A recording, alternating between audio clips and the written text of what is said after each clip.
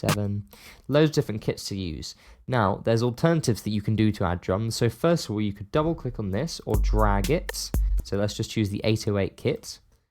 Drag this down to the drum rack here. And automatically, it gives you all the drums that are inside the sound. So for example, there's the kick here, or the rim, or the snare, or the clap. So you've got all different drums in here straight away, and this is a good way just to get straight into it. Step 4, create a MIDI clip. So the next step is where we actually start making our drum sequence. Now a drum sequence is the arrangement of which drums play where. Now the way you do that is you have to make something called a MIDI clip. So because this is a MIDI track, we create this thing called a MIDI clip, which you put and program where the drums you want to play and when.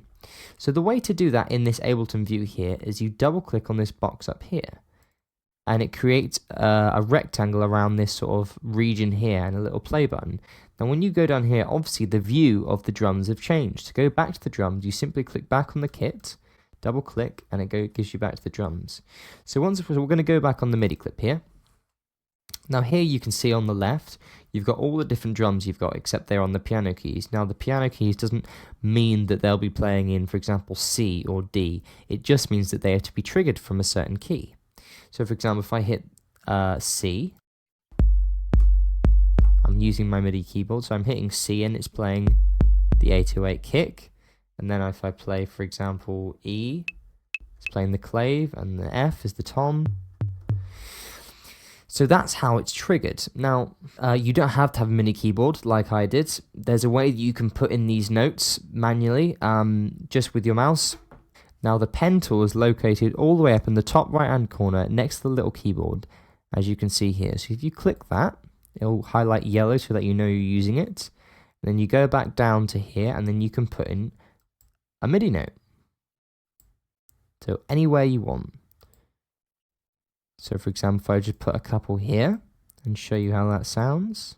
So that's how we insert MIDI notes. So let's go ahead and just make a little MIDI clip, a little sort of arrangement with the kick. Now to play the clip, you simply go up to the button, the play button up here on the clip, and press play, and it'll play automatically.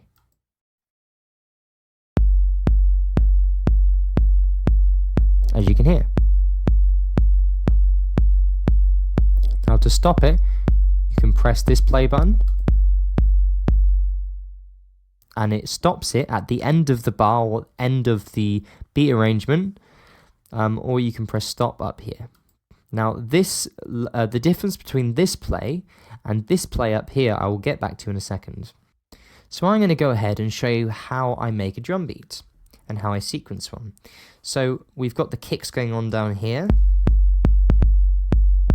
So let's put in a clap somewhere.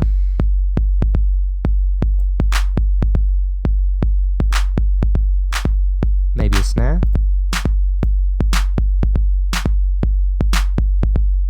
Maybe like a cymbal.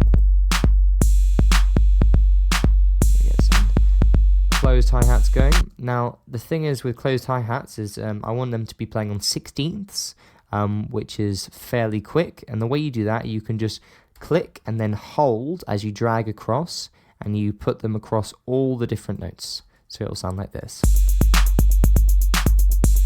And maybe I want to get rid of that one, replace it with a open hi-hat, in which case all we do is go up to the pen tool and click off it, so we can select this one, and then you can press up on the keyboard, or you can move it up manually with the mouse to the open hi-hat, as we can see it says here. So just for more of a quick and ease of use, the keyboard shortcut for the pen tool is B. As you can see, once I press B, it goes to the pen tool. I'm not exactly sure why it's B, but it's just something to remember and worth keeping in mind, and it makes things a lot quicker when you want to drag something instead of having to go all the way to the top to unselect it. So we've got a fairly standard drum loop and MIDI clip going on.